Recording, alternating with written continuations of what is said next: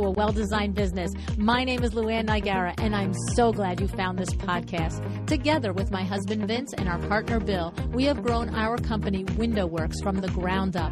So I know and I understand the challenges you face in running your interior design business.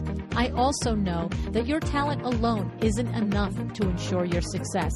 So on this podcast, we talk about strategies and practical steps to help you grow your business. But make no mistake about it, we have our share of fun here too, mixed in with those aha moments that I love so much. This isn't fluff. Nobody has time for that. Whether you are a new interior designer or a seasoned designer, I am here to help you create and to manage the kind of interior design firm that you dream of. It's straight talk and it's action. Are you ready? Let's get started. Hi, welcome to A Well-Designed Business. I have industry icon Kendall Wilkinson with me today on the show. Whether you are already a Kendall Wilkinson fan or if this is possibly, but I doubt it, but possibly the first time learning about her, you're going to love this conversation with Kendall. Kendall is a hashtag smart lady who runs a major enterprise, which includes her famous San Francisco interior design firm, her textile collections for Fabricut, as well as being a sought-after speaker for industry events all over the country. A moment here to thank our sponsor, J-Pour Living, for being part of our family here at A Well-Designed Business. I announced this new collaboration earlier this month, and I hope since then you have visited their website to see their product line, watch the incredible videos which tell you the J-Pour Living story, and that you have opened your trade account. Go to jpourliving.com/LuAnn. That's JAIPUR living.com/LuAnn, and you'll see all of the rugs that they have for you to specify for your projects.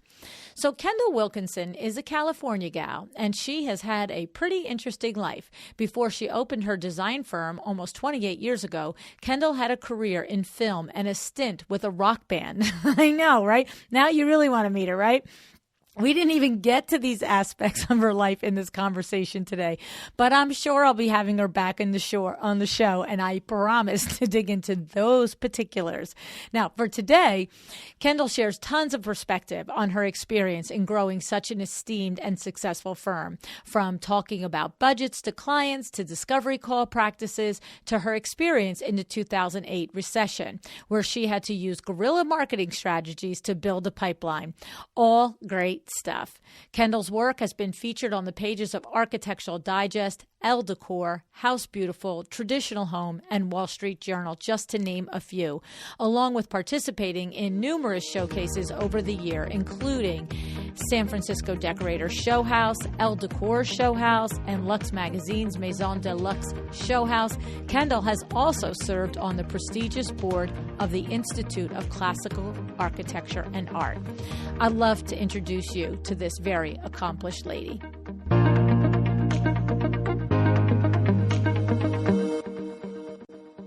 Hey, Kendall, thank you so much for joining me on A Well-Designed Business today. Thank you. I'm really happy to be speaking with you.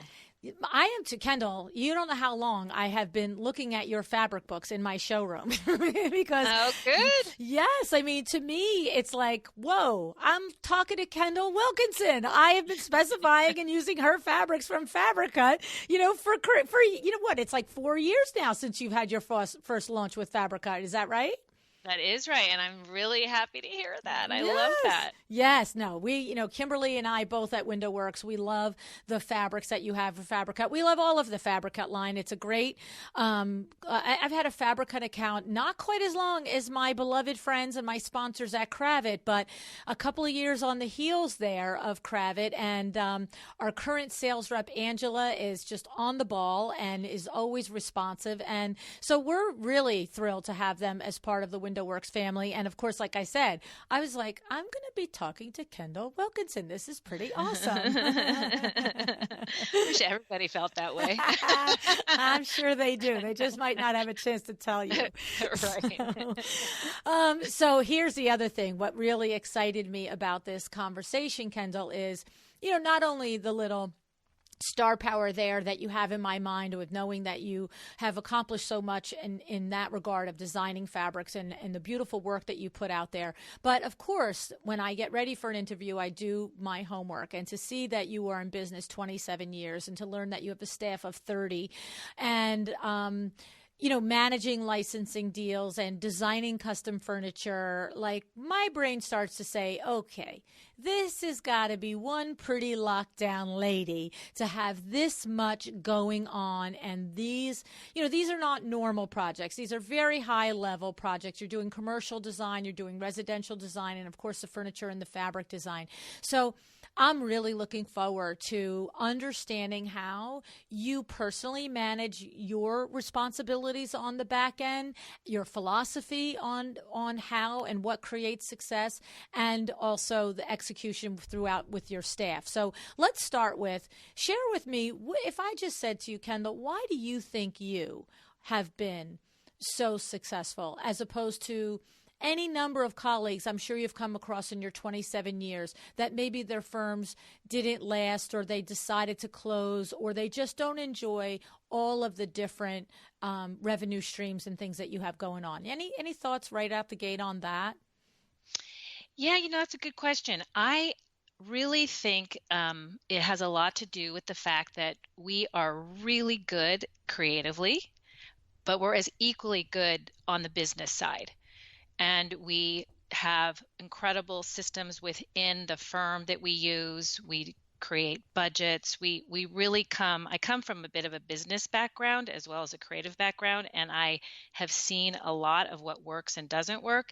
So I really impart upon my employees, whether it's even the administrative staff to the creative staff, that a really strong business also has to be strong in business, because we're dealing with all of these really successful men and women who appreciate that and want that and feel confident when they get it. You know what? You are like singing my song right now. I mean, honestly, because you know what? All of it, I'm 100% on board with. But with that last line, when you said that you are dealing with clients that are business people themselves, that are successful, and they come to it, I'm going to say they come to it with the expectation that they're going to find the match there, right? I mean, somebody super successful that's going to drop $1 million, $2 million, $3 million on a project. They're not thinking, oh, that's great, they're so creative, but they didn't get back to me for 4 days. No problem. They designed a great sofa, right? Right. That is not happening. No. At all.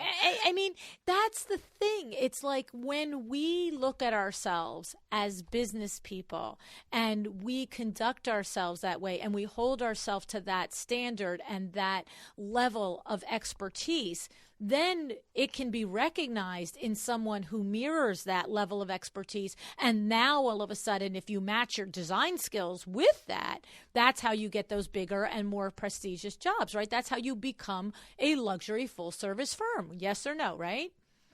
Absolutely. And the interesting thing is as we all know in this business, referral has a lot more to do with your success and continuing to get work than pay to play advertising kind of thing.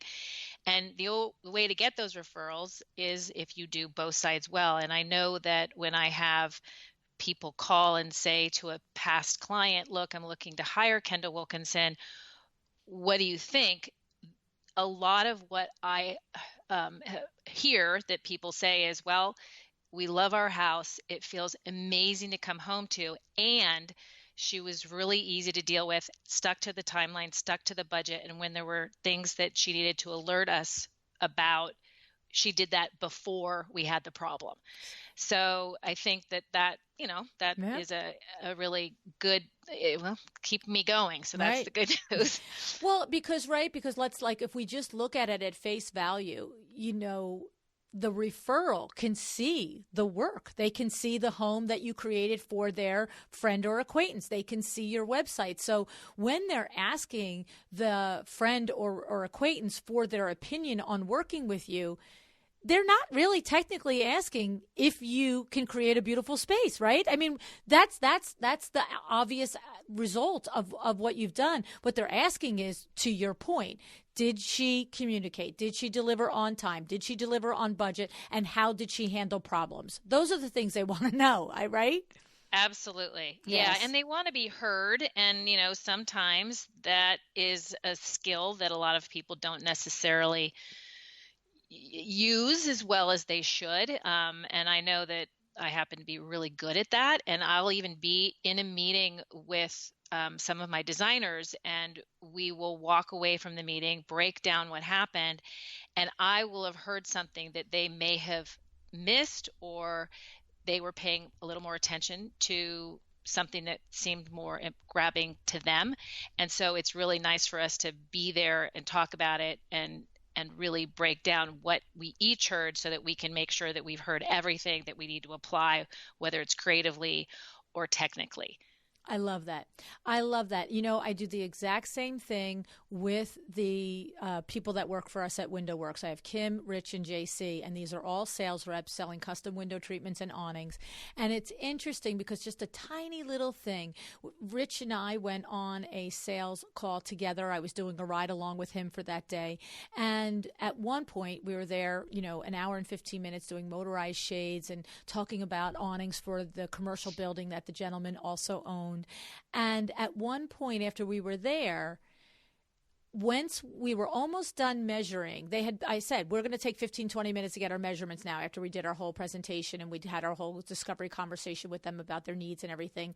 And I said, it'll take us 15 or 20 minutes. And the woman was a lawyer and the other guy's a commercial realtor. I'm like, you might have calls to make. Don't feel funny. Go right ahead. And while about 10 or 15 minutes after we were still measuring, they started to bring some food out, and they were just snacking on some cookies and some little things like that. And we had gotten there about before lunchtime, and we were there about an hour and a half. And when we left, he said to me, we didn't present the proposal.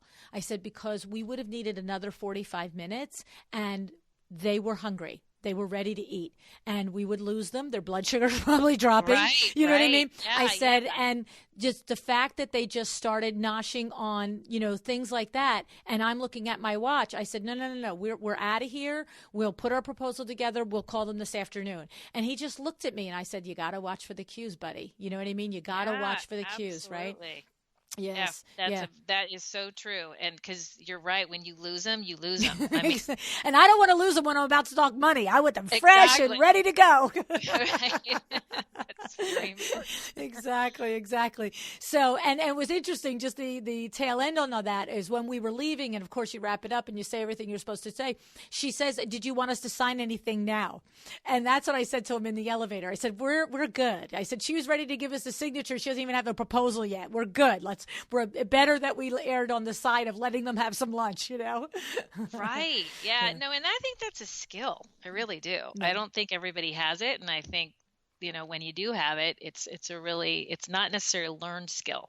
Right. But to your point, when you have your breakdown conversations, with your staff, this is where you point out those things. And I'm sure it sounds like you do exact same thing. I heard this. I need you to understand what that means when they say that. And that's how you are, teaching. I believe that just like anything else, some of us are more innately aware and in tune. But I also feel that for me, being a student of the sales process my entire life since I'm 10 years old, I feel like I have learned a lot of it too. And so I have faith that I can teach the people who work for me to learn it. Right, exactly. And you know what, that's a very good point. And I think that, when you have been through, this much time, in business, the reality is you get into a mentoring role, right? Or one should, I think. And basically, I think that's really important that that we are in that position. And I look at these 30 people, and they range from, early 20s all the way up into, mid 60s and a lot in between, that it's always a teaching moment. It's always a great opportunity because especially the young ones are going to go off and do their own thing. And I encourage that, right. that they get the skills that they need for, the creative process as well as the business and, what makes a successful company. Definitely. I love it. That's awesome. So let's talk a little bit about your firm, Kendall. So 30 people. What kind of structure do you have? And so there's going to be a business structure, right? The back end structure, and then the design facing structure. What kind of structure are we looking at? So we have set up a model of 4 teams. So what that means is I have 4 principals, and they are all people that had their own firms and now are working with me. And within those 4 teams, there's a senior designer, a design associate, and a design assistant, and a project manager. And they all run maybe 3 to 5 projects, depending on the size of the projects. And then we have the back office, which is the expediters and the controllers and the accountants, and then administrators and things like that. So in terms of how the 4 principals work is I am the one who brings in the jobs. I'm the one who basically decides, okay, what is the best fit for this client? What's the best personality? And based on their style, stylistically, who's going to be the best team to work on? I'm constantly overseeing it. I'm meeting with my principals several times a week. I do a lot of the meetings with the clients. And sometimes there are clients that say, I'm so wanting, especially if some of them are more on a budget, look, I'm good with this team and I can just float around, and they know that I'm not going to let go of the reins 100% because my name is on the door, and I love design, and I want to make sure it stays within kind of the Kendall Wilkinson theme, as you will, but we aren't signature designers. So nothing is ever done exactly the same way. Okay. And so what you're saying there, if I heard it correctly, is there are some cases where the client is fully aware that possibly whatever your fee structure is, if your hourly is XYZ, but the senior and the design associates are lower, that they're sometimes looking right at you saying, look, I know you're approving, I know you're in the background, but yeah, let this team handle, more of the work and I'm good with it. Is that what you meant by that? Yes, that's true. Yeah. Exactly. Okay. Yeah. So that's interesting, right? And so talk to me about, first of all, I think it's interesting that each of these designers had their own firm. And so now coming to work for you, I've got to believe that is the perfect, just little chemistry of they have appreciation for the hard work and the money and the risk that's on the line when you own a firm, but they probably also have tremendous appreciation for being able to be practically an autonomous designer under your umbrella with the safety of you bringing in the rain and you're managing the back end, right? It's like the perfect conditions, right? Absolutely. And it really allows them to really be creative. Yes. They wouldn't have been able to start their own firms without having that creativity and being able to really, and they have years of, their experience Sure. is, they're all relatively the same age, and basically they've had a lot of years of experience. So not only can they just focus on being creative and not worry about the business aspects of it, but they also are in a position to really mentor and manage their teams and to impart that knowledge onto their team. And I've said it often on the show.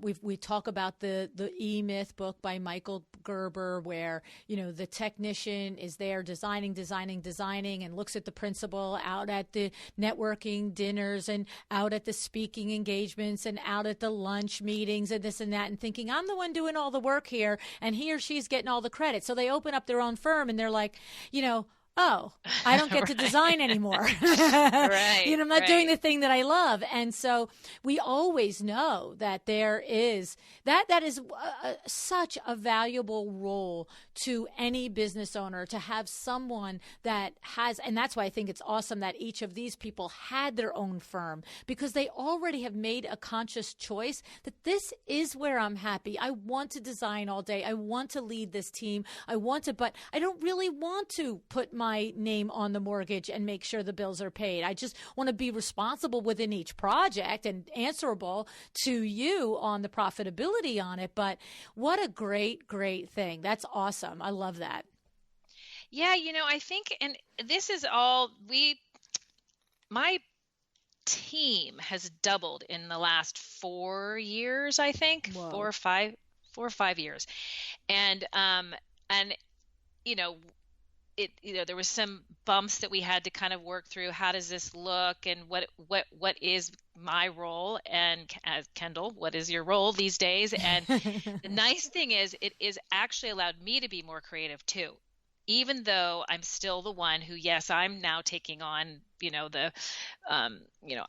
definitely, working on what do the numbers look like? What's our pipeline look like? Are we good? And I'm, rainmaking and things like that. But it also allows me to be more creative because I feel confident in the principles and their abilities, both creatively and otherwise. Yeah, I can just imagine how, as amazing as it is for them, how it is amazing for you as well, to know that you have four truly capable, accomplished people that have those years of experience, and they not only can execute and design the project, but they can mentor and lead the team under them, and that you have this synergy that you can pop in and pop out and have your part in it too. I mean, it sounds outstanding in plain English. It's awesome. So now, talk to me a little bit about things like the pipeline building, Kendall. I mean, for you, that's a much different animal than it is for a firm that might have, one vertical, right? 4 or 5 employees. You've got the principal, you've got a design assistant, a design intern possibly, and a project manager, or maybe you don't even have that many people. But keeping a pipeline for a firm of 30 people, this is not like, well, maybe I'll think about that next Tuesday. This has got to be a front of mind thing, I would think, almost daily. It is. Right. It absolutely is. Yeah. And what we do is, so I have the most amazing controller and accountant that are, employees of mine that are there, every day. Very good with numbers and very loyal to me, and so I trust them. And also they don't like spending money, right? So whereas I'm like, oh, we can do that, and oh yeah, let's do this. This is so pretty. Let's have this in our office. And I sometimes have a little bit of a tendency to give things away, right, to clients, just because I'm passionate about our work. I want them to be happy, and creatively, I just want them to love everything. So basically, we have we have an operations meeting once a week where we look at where a week about 4 to 6 weeks ahead. What does that look like? What are the out numbers? What are the in numbers? We set up manpower meetings, which is we look at where the employees are. Like, are we heavy on one job because we have an installation coming up? Are we heavy in design, or are we waiting because we're waiting for the product to come in? And what does that look like for each team? And it's a a working, living document, so it changes all the time. But between myself and the project managers and the controller, and they're doing it daily, I'm doing it once a week with them. We're really monitoring what that manpower looks like, to what that pipeline looks like, and the in and outs of the the orders and the time billing and things like that. And we have time billing meetings once a month, and then we have financial meetings once a month. So we're constantly looking at how those numbers are relating to what we're hopeful, to be successful with our finances. So one of the things, for instance, is we do a budget for every client. So we do a time billing budget for every client, and we do a merchandise budget for every client. And the client knows what this is at the beginning of the job. It does take some sussing out because we have to see what their level of taste is. We have to see how quickly they make decisions. We need to understand the entire scope of the project. And then the project managers are monitoring that so that when the time billing comes around and we aren't $10,000 over the bill that we told them they were going to get for that month. So there's a lot of this background management that clients don't see. They don't need to know about it. All they care about at the end of the day is, did she stick to the timeline and did she stick to the budget? And so we've been really successful at that. And when we're not successful at that, it typically has to do with the client has changed the scope of the job. The decisions aren't being made as quickly as they need to be made. But the client is aware of that, and basically we have anticipated what needs to happen for them, and then we circle back and reassess what we need to do. Whoa. I don't even know where to start. There's so much in there. Okay. Pause next time. Yeah, no, it's so good. I just feel like I need 6 hours to really understand it. Okay, so let me just start with a couple of things that come to mind. So I'm going to go to pipeline building because that's your role. You're the rainmaker. I'm going to come back to that. But right now I want to get in the weeds a little bit about some of these meetings, this timeline billing meetings and this presenting of the budget, both timeline billing to the client and the product purchase to the client, right? So let's jump right into a tiny microscopic part of that, Kendall. You have a client. You are presenting your budget to them, which you said includes the timeline billing and their purchases, okay? Mm-hmm. Are you saying to them, are you hitting them with the budget based on the project, or how have you been assessing their temperature on the budget? Because we all know that it's so typical to ask somebody if they have a budget and they say no. And then we're like, okay, so if the sofa in this room was $10,000, that would be okay. Well, no, that would not be okay. So then you do have a budget, Mrs. Client. Let's reframe this, okay? Right? But I mean, at the level projects that you're doing, Kendall, we're not talking about, do they have a $20,000 budget or a $50,000? We're probably talking, do they have a $250,000 or $1 million budget? Am I right? Yes. Right. Okay. Right. But still, that is in itself a big difference. A client who comes to your table that has a $250,000 budget, even though that's a dream budget to probably 70% of the designers in the world, it's still a huge difference to somebody that has $1 million. So what types of Where is it happening? Is it in your discovery process? Is it in your language when you're meeting them and introducing them to your firm, whether that's at a charity event or whatever, where the people who are just not Kendall Wilkinson's clients get weeded out? So that's one question. And then once we feel like this person is real and legit and gets it, how do we suss out the conversation between, are we going to spend $750 or $1 million? Because that's still a big question there. Do you know what I'm asking you, kind of? Absolutely. Okay. Yeah, no, really fair and good question. So first of all, typically when we get a call, Kathy, my creative design officer, takes the call and asks them square footage. Is it a, build up, ground up construction? Is it a remodel? Is it just decorating a few rooms here and there? Then she does ask them some questions about, have you worked with a designer before? And, have you done this before? And a lot of times these people have, right? So and then, yes, we ask the question, do you have a budget? And the answer is usually no, or I don't know, right? And then you're like, yeah, you do. And to your point, then you say, we actually do ask that question. So how would you feel if you had a $10,000 sofa or a $20,000 sofa? And I always think it's very relative to like cars and clothes. It's like, are you driving a Volkswagen or are you into the Tesla? And then there's 1,000 different models in between. And if we can kind of get them to even say a few key things here and there, we get the idea of, are they really educated enough? And because a lot of it is educating them too, because it's all relative. Even if their budget is $1 million or $2 million, it's relative to them the same way a $250,000 budget would be to somebody. Exactly money right. is money, and it's hard earned, and they want to make sure they're getting value. So there's a lot of questioning and listening, and then basically when we say, well, look, on a square foot project of yours, ground up, no furniture, this is what it normally takes. Okay. And then there's a pause, and then, or not, and they say, yeah, that's exactly what I thought it was going to be. So we actually are trying to throw out numbers early on. And then they say, well, I get that it could be that amount of money, but I'd actually really like it to be this. And we say, great, let's work on a high-low budget.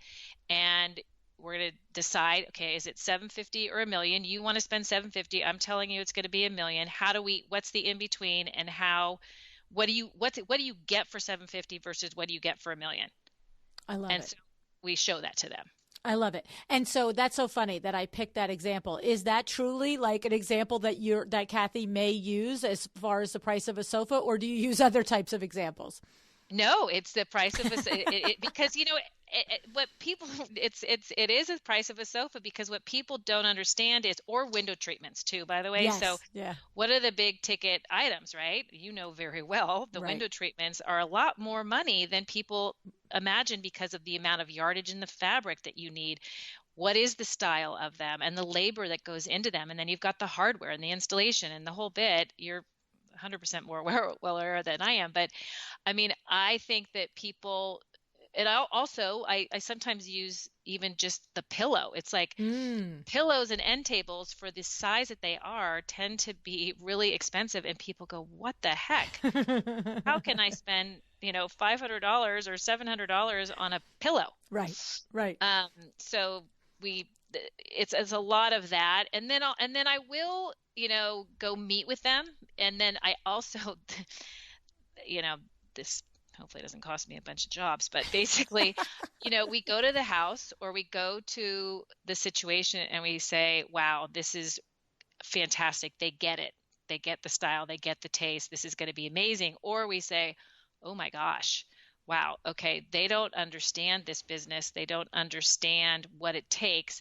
And I will say, okay, well, do I want to spend the time educating them? And typically I do. And sometimes they end up saying, this maybe isn't a good fit then. Or they say, wow, I didn't realize this. Okay, let me think through a different strategy so that I can get what you can deliver to me, because I would really love to make that happen. I love it.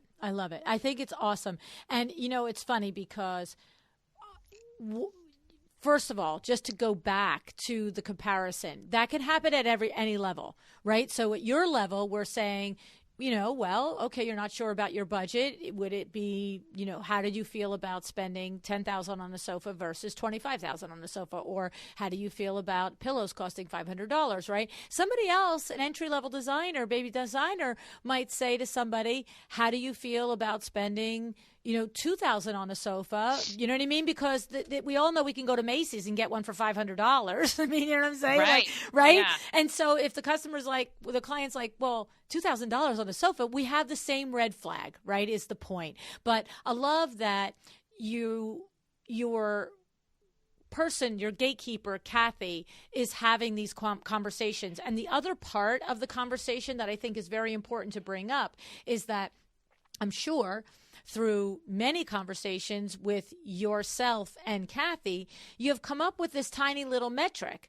that says if it's this many square feet, if it's a new build, it's this times the square footage. If it's a remodel, it's this times the square footage. If it's a redecoration, it's this time the square footage. Not that you are contracting with the client for that amount, but it gives her the ballpark reference when she says, okay, and I heard you say it, well, for your type of project, this many square feet for a ground up build, the budget for everything excluding furniture could be this much money. And that's what we need. I mean, we do that in window treatments, Kendall. Like I teach my salespeople, and through the Exciting Windows chain, what we do is we teach the newer salesperson that when you're standing in someone's house, you have to be able to, on the fly, say that wood blind on that window might be $250, a silhouette on that window might be $1,000, and a drapery with cornices and shears under it might be $1,500 or $2,000. Because that's the moment right there. Who is this customer? Right there, their reaction, right? And now you know exactly as a salesperson what you're going to do. And that brings me to the end of your conversation right there. When you said that if it turns out that it is a lot to possibly educate the consumer in that when you finally get to the consultation, or maybe the expectations are far apart. I want to clarify. Did you say that if you feel there's value there, you will think about other ways that you might work with that client to meet them at their needs that maybe isn't your full service luxury? Or I'm not sure if I understood that correctly. No, you did understand that correctly. Okay. So yes, so also it has a lot to do with rapport and communication. So if I feel like this person is a decent human being, right, and basically is somebody who would be really lovely to work with, and or somebody who may not be themselves spending the kind of money that I see in the house, but could be an amazing referral source, we will continue moving forward. We will also then use different resources. We have an array of resources of, okay, are we going to do more retail here? Are these people, is there a quality control for this certain room, but we're going to maybe dumb it down in this other room? Again, letting them know we're doing that. Sure.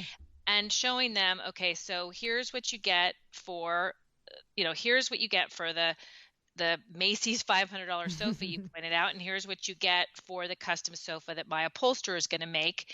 But which one of those vendors am I going to use? Upholsterers, because I have several upholsterers, and some are less expensive than others. Or are we going to use a $200 a yard fabric, or are we going to use a $100 a yard fabric? So we, it's if I feel like it could still be a wonderful project that I can feel good about at the end, then I will take it on, even if it's not the $2 million all in, quality here on every single aspect of the furniture and the fabrics and things like that. I love that you said this, Kendall, because I have to say it is one of the hardest things to teach, I think, other business owners until there is a bit of seasoned experience in their own for their own firsthand experience, because it's the way I always say it is there's no always, there's no nevers. Right? It's like, yes, stand in your space. My Sandra Funk, stand in your space, do this. Don't back down on that. But I just put it in a Facebook post this morning in one of my mastermind groups. She's asking a question and saying, he wants me to do this, he wants me to do that. I said, get very clear on what your criteria is. I always say what you know, what you will do, and what you won't do. And I love that you have, it's a metric. It's, if the person is a good person, if there's rapport, if the project, I can see that we can help them with it, if there is the potential for a referral business. To your point, sometimes you're dealing with the executive secretary of a major company, and she on herself has a high-level good job, but she's not a $2 million customer, but she might be a $100,000 customer, but she's got the ear of all of these execs that her boss, hangs out with. You know what I'm saying? Right, exactly. Right? And there are just other variables that you will change. You won't, but all right, now let me see if you agree with this. I was about to say change. It's not change. There are other variables that you will accept and propose to do the project based on, but you still have to have certain things that you know from your experience are non-negotiable, right? So if you're going to move them into a different model, you know what that model is. You just didn't go cowboy off the ranch and you're like, oh, well, Kendall just took another person that we shouldn't have taken and this job is off the rails all the time. You know where you're moving and your whole team goes, okay, so maybe there is, like you said, a mix of retail or whatever your criteria is. That's also well established. Am I correct? Absolutely. Absolutely. And the criteria has to do with practical things as much as it has to do with intuition. And so that's one thing that I do have. I have a really good intuition. I'm able to really understand people being genuine, disingenuine. I also I read the room really well, so to speak. So for instance, maybe 15 years ago, I interviewed with a couple and the woman barely talked. She was very shy. And the husband was a big executive at an investment banking company here in San Francisco. And they had a house on Broadway, which is one of the nicer streets here. And they wanted, their budget was a quarter of what their budget should be to do this house. And I thought, this is unrealistic. And yet there's something here. And I really like them. And I think that this may just be a very long-term relationship. And maybe they'll get there in 4 years instead of the, 18 months. Fast forward 15 years later, I've done 4 houses for them around the country. We are good friends. And what I picked up on at that point was they just didn't know. And he did not want to, at the time, also be speaking numbers in front of his wife. Oh. And so I said, perfect, that sounds great. And she's now very educated about what things cost, by the way. But it was one of these things where my gut was telling me that this was worth the risk of the fact that potentially they were only going to spend $250,000 when they actually should be spending, over $1 million. Interesting. So you know what I like about that? Because what I like about that is that I know, you'll tell me if I'm missing it, but I'm gonna say I know that you not only had your intuition, you not only had your feeling that this was a good thing, but you also, one thing, you saw that, okay, so maybe it isn't 18 months, it's 4 years. I love that you were like, okay, how could this work? The other thing was that you knew what the budget should be. It wasn't like, well, I guess I could do it for that amount. That's the second thing that I love. But the third thing that I think that I love the most about it is, and this does come with experience, so I don't know that if you're new in business, you can just jump this on and put it on the back and run with it. But I know you knew that if you were going to do this project and it was different from what your typical project model was, you knew how you were going to still run the project. In other words, you weren't afraid that you're giving in to a budget that isn't realistic. You're not sure. In other words, you weren't going to be coerced into timelines and things that were unrealistic. You knew what was realistic and you were going to take the shot, but I know that you knew how you were going to manage it too. Do you get what I'm saying? I do, and yes, you're right. Right. Yeah, and I think that experience is what is experience. Mm-hmm. And so, the more you have of it, the smarter you are in making decisions in the future. And by the way, even, after 27 years of doing this, I'm still making mistakes. Of course. And Kathy will remind me of that on a regular basis. Isn't she precious? Exactly. But I also, my mother was a designer for 50 years. And I remember like in year 45, she was like, I still am learning about this career and this job all the time. It's No, not it's something true. I do in my sleep. Right. No, no, no, no, no, no. It's a real thing every day to get up and run a business. It's a real thing. If there's no days off in your brain, you might take a vacation. And if you have a good, well, trained staff, you certainly can and should. But it's no joke being an entrepreneur. It's as simple as that. The thing Right. about it is for me is, first of all, to the point that we're making, where I'm saying, and I could see and hear in the way you're describing it, that you knew you weren't going to get railroaded. That's the thing. There's a difference between when you're inexperienced and you think you want the job and you get that intuition. These are nice people. I think I want the job, and their budget's not realistic and blah, blah, blah. And you say yes, but you don't see the path on how you're going to manage, and to your point earlier, educate them on the way it's really going to go. And I know that for you, if you started that process with them and you started that process of educating them and really, letting them understand that his budget expectations were unrealistic, if he never came along, you would have cut the plug. You would have said, okay, this isn't going to work. I'm sorry. We're going to sever here. But it's when we're newer that we just have the intuition feeling and we just have the warm fuzzies, and we say yes, but without the plan on how are we going to do this, right?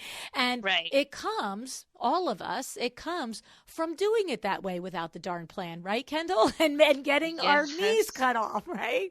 Absolutely. Absolutely. I mean, you can't learn and grow and become a better human being and business owner without the 2 steps back sometimes to get you the 1 step forward, Yeah. That's why I love conversations with seasoned professionals like yourself, because you can hear the experience and the confidence and the sticking to the way you do things. But there isn't one of us that doesn't remember those moments when, oh, you know why I'm so good at sticking to this? Because 4 times I did it. Right, right. Like, it's the pain of not doing it the right way that finally you're just like, okay, it's better to say no than get into that quagmire again. So no, it is. And then finally, what's interesting is, I'm sure you'll corroborate this, but you say no to that one time and the person goes, oh, okay, I'll do it your way. And you're like, heck yeah, you will. This is awesome. Exactly. Let me just say no to the next guy that pushes me over, right? It feels good when that happens. That's for sure. It does. And it's not good in a crazy way. It's good in, like, I'm saying no because based on my experience, this is not going to produce a good outcome. I'm the leader of this project, right? Right. God, is that true? Yeah. And, I have to say, in terms of, it's interesting because you do walk a little bit of a fine line with some of that sometimes, as it relates, I think, to, for instance, my employees and the younger team members. So I don't want to squash their ideas either. So sometimes when they come up with something that I may think, from my experience from doing this 4 times and it failed, this is not a good idea. So I have to sometimes also just kind of hear them out and maybe think, okay, let me see if we try this way, but maybe put a different spin on it than I did it before. Maybe it will have success. And that's really empowering to them when that happens. It doesn't happen all the time, but when it does happen, it's a really nice way to empower them too, so that they then also will go, okay, well, she does know what she's talking about, because a lot of people are overly confident in a lot of ways, and you just want to make sure that, I don't know, I'm always trying to make sure that I am empowering people in their decisions as much as I'm also saying, yeah, but I know that this is the right way to do it. I hear you. And I love that you started with, it's a fine line, because it's sort of like when a toddler starts to walk. You don't want to say, no, I'll carry you everywhere, but they're going to fall down and skin their knees. It's as simple as that. But we don't let them go splat on the cement. That's the thing, right? Exactly. That is true. Right? There's a little line where we're like, okay, go try it, figure it out. Then it's like, well, not that one. That one I already know, and I paid the price really hard multiple times. You're just going to have to take my word on this one. Right. Exactly. Exactly. So one other thing that I wanted to just make sure that we brought out and discuss, because we took it you teased me with it on our pre-air conversation, and so I'm just going to switch gears to it because it's too good and I want to hear the story. We were talking about how you have this very firm belief that you must run the business, as strongly and pay as much attention to your skills and your talents and your people and your resources in that area as you do in everything that you do on the design side. And you said, for example, the recession of 2008, we came through that without having to lay off any employees. Tell us about that little slice in time. I think it's such a great learning lesson for us. Yeah, so I basically was a little bit of the background on it too was that I had these antique stores, and I had this store called Threshold, and my kids were always traveling with me to France to purchase the products, going to New York gift shows and things like that, and they were about to start school, and they were not going to be able to travel with me, and I didn't want to travel without them. So I thought, you know what, I'm going to focus on the design business. I'm going to take the stores to a much smaller understanding, and just focus on the design business. So I did that in May of 2008. In October of 2008, the world imploded. Yeah, and it was. I was very grateful that I did what I did in May, as I saw a lot of stores on Sacramento Street start closing down. My kids at the time then were starting preschool, and they were, going through this wonderful school with a lot of fairly successful, well-to-do people in San Francisco. And I had this idea of, you know what, I am just, even though I've been doing this for 15 years, I'm going to go back to the basics, and I am going to offer up free 2-hour consultations to, frankly, anybody who wants them. About 10 people took me on, and I did that. And lo and behold, 4 of those 10 turned them into a project where we first started like, okay, well, I gave them the consultation. They said, okay, well, can you implement that consultation of 2 hours? I'll pay you your time and for the goods to do that. So maybe that was sprucing up a living room, but then it turned into, actually, my daughter needs her room redone, to, let's take on the kitchen. We need to remodel it.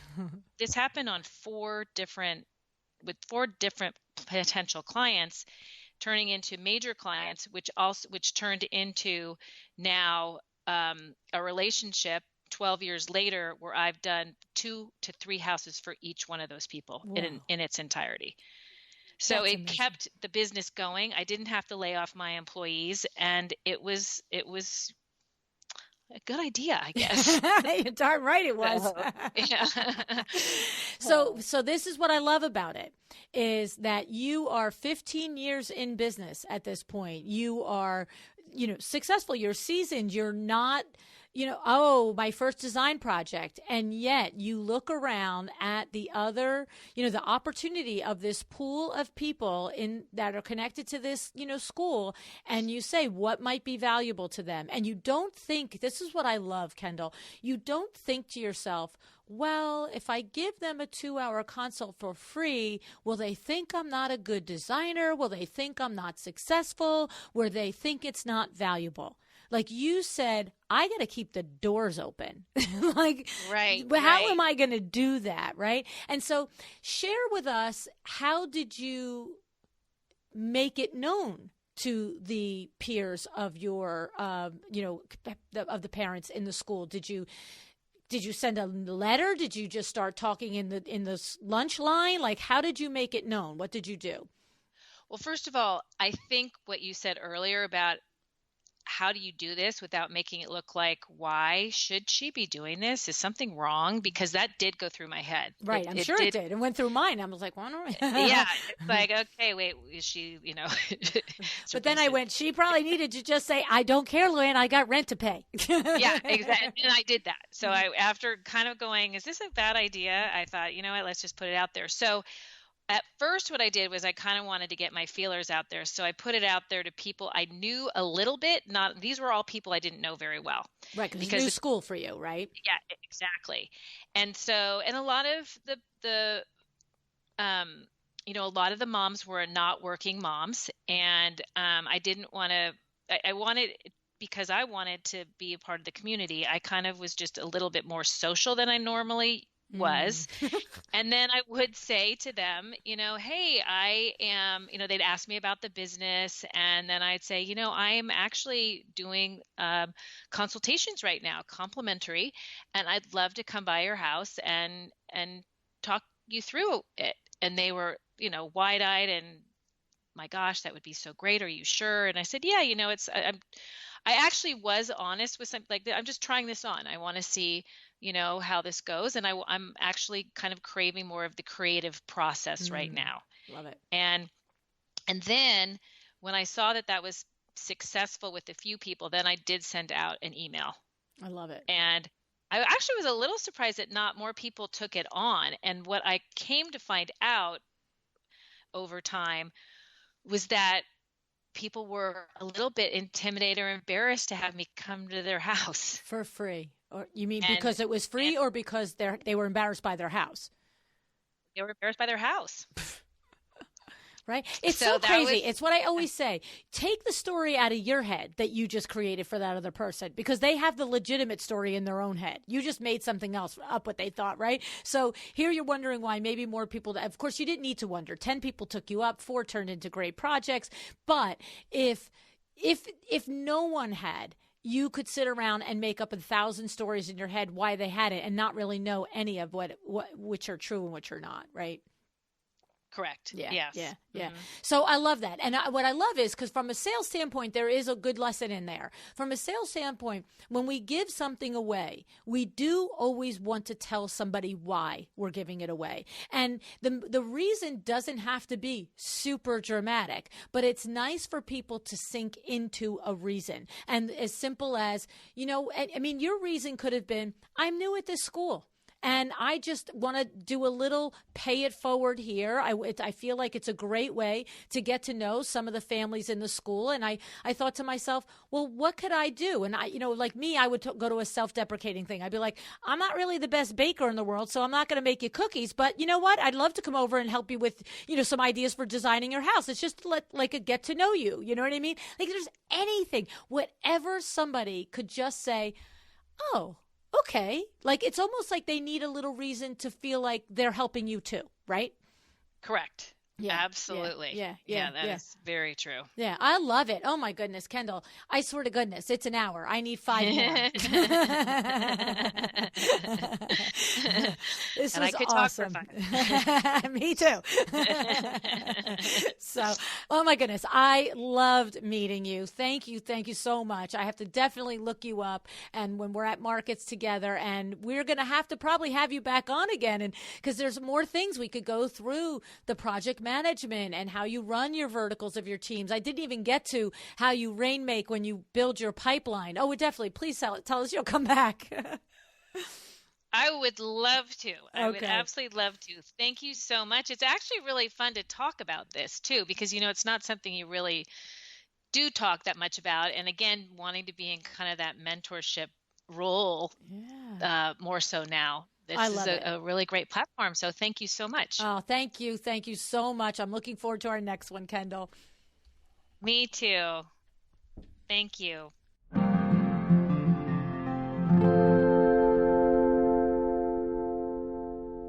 Now, if we had just had the conversation with Kendall, but I hadn't read her bio, do you think you would have been surprised to hear that she was in business nearly 28 years and that she has a staff of 30? I don't think so. I think it's pretty clear how experienced she is and how smart she is as a businesswoman, right? And we talk about this all the time, that there's a confidence that comes. There is a change that comes in your business when you are clear on how you run your business, and that when you have documented it in a duplicatable process, and that you use it to teach and train your staff, because this is all transferred and delivered with precision to each and every client. And when that happens, your business world changes, and it's recognized by anyone who speaks to you. All right. Your business is elevated. Your prices can go up. Your clients level up. It all starts to fall in place. All right. So many of us have gotten to this level of experience and expertise by trial and error, by failing and falling and trying again. You don't have to do that. Not if you're willing to do the work. Okay. You can put the lessons of the podcast together for free. Right? You can ask for help. You can pay for help. But the point is that when you finally learn the back end, the business side, then you too will reap the benefits and the rewards that being an entrepreneur was supposed to afford you in the first place. All right? Now, there is another really big point to make here, and that is no matter how many years you are in business, no matter how much success you enjoy, you always need to be making rain. You must be marketing your business always, and you must be, like Kendall was in 2008, willing to go outside the box and step outside your ego and get creative. All right? Now, interestingly, Kendall and I recorded this within the first 2 or 3 days of March of 2020. And this was really before there were any red flags of how serious this situation as far as quarantine and stay in place would ultimately get because of the coronavirus. And in fact, from a strictly business perspective, it was barely on the radar. Kendall and I didn't even mention it to each other off air. Literally a week later, the business climate began to change. And of course, 3 weeks later, things were unrecognizable. So my question is, where are you now after 4, 5, 6 weeks of this new world order with this coronavirus and in regard to your business? Is there any chance that you might be in a similar place that Kendall was and where she found herself in the recession of 2008? And the big question is, are you willing to get creative on how you attract clients to your firm? Of course, we can't offer free in-home consults like Kendall did, but you could offer free virtual consults. And one thing make very clear, do not miss my lesson on the show. I said it a little bit today. I've said it on other shows. Sales 101. You must always have a reason when you either give your services away or you give them at reduced rates. And I don't just mean an internal reason, like why from a business perspective you're doing it, but I mean the reason that you give your client. Okay? Because that's very critical in them understanding that you're not devalued, that you're not running scared. You are doing this from a position of choice and freedom, and this is what I want to do, okay? It makes a big difference in the psychology of the sale, all right? So, to this point, you could literally copy Kendall's tactic. You could offer virtual consults to just the families in your children's class or school, whichever it may be, or the ladies in your yoga class, or the families in your country club. The idea is that you tell them you are offering it exclusively to them. Okay? It's your little present to them. You say, I'm offering free 45-minute virtual consults exclusively to you, my friends in XYZ. I have room for 10 consults over the next 2 weeks, so please let me know if I can help you. I would love to help you with ideas on how to reorganize your space as you and your family are all in the house all day, every day, everybody trying to do their work, right? Or I'd love to help you pick a wallpaper, or I'd love to help you select paint colors, whatever you need. The thing is, I love to design, and I find myself with time on my hands, and I thought this could be my gift to our community here at XYZ. All right? So who knows? Maybe just like Kendall, some of these pay-it-forward projects might turn into larger projects, and when this is over, they could possibly turn into lifelong clients like they did for Kendall. All right? And before you start pushing me back on doing something for free, I have to say, if you have no business, if you have no prospects of business, this is not the time to cling to ideals. This is survival. And if you want, look at it as giving back and helping people in need, helping people to have something nice to focus on while they're in quarantine. You're not sure? You're not sure if that's valuable? How about if I said this to you? Imagine you got an email today that said, "Hi, we're looking for interior designers to donate 1 hour of their time and advice and expertise to people who are quarantined in their home, who are experiencing anxiety and discomfort, which is heightened because their living environment is unpleasant."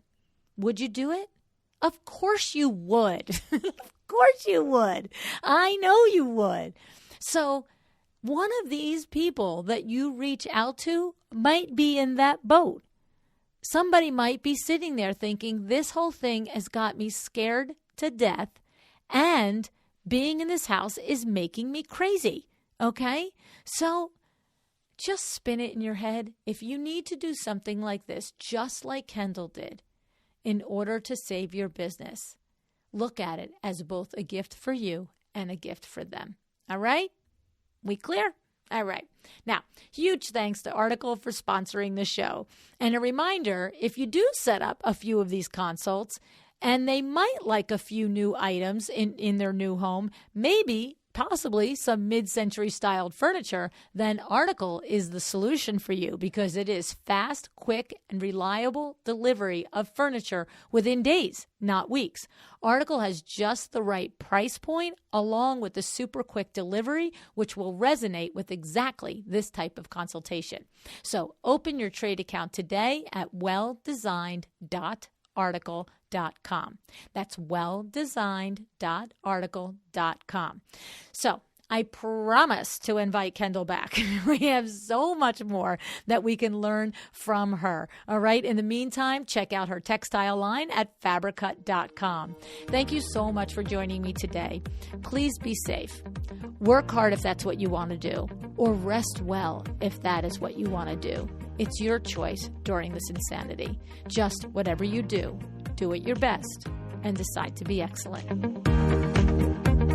Thank you so much for joining me again today. This podcast is a production of WindowWorks, your resource for custom window treatments and awnings. To learn how we can help you on your next interior design project, go to www.windowworks-nj.com. And if you're interested in working with me on your business, either through masterminds or one-on-one coaching, or you want to know how to get my book, The Making of a Well-Designed Business, or you just want to know what's going on in the podcast land and where I'm going to be, all of that is found at LuAnnNigara.com. Thank you so much. Have an excellent day.